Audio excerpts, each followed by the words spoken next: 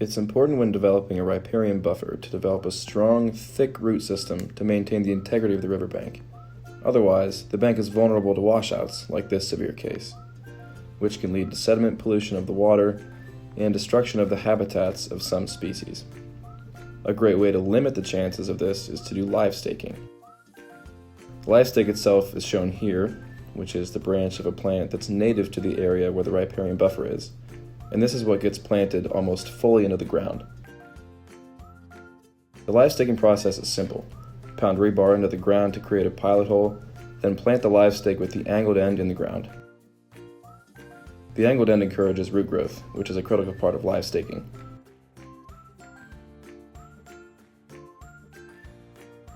Ideally, the riparian buffer will grow thicker over time and end up looking something like this. Or for larger riparian buffers, maybe something like this. This is what we set off to do in our Mount Union Riparian Buffer Restoration Project. As a class, we covered hundreds of yards of what will eventually become a healthy riparian buffer with several hundred live stakes. This effort was necessary to help strengthen the bank, but also become a safer habitat for species that seek a thicker environment near the stream. We learned during this process that it is critical to have healthy and strong buffer systems.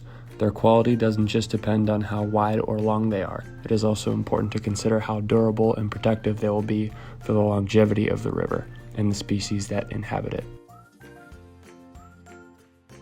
If done right, live staking provides a reliable long-term structure for the riverbank and overall stability of the rest of the riparian buffer. It is low in cost and easy to do, but it remains a very important part of the riparian buffer preservation. Thanks to our efforts, this buffer system will be much stronger for years to come.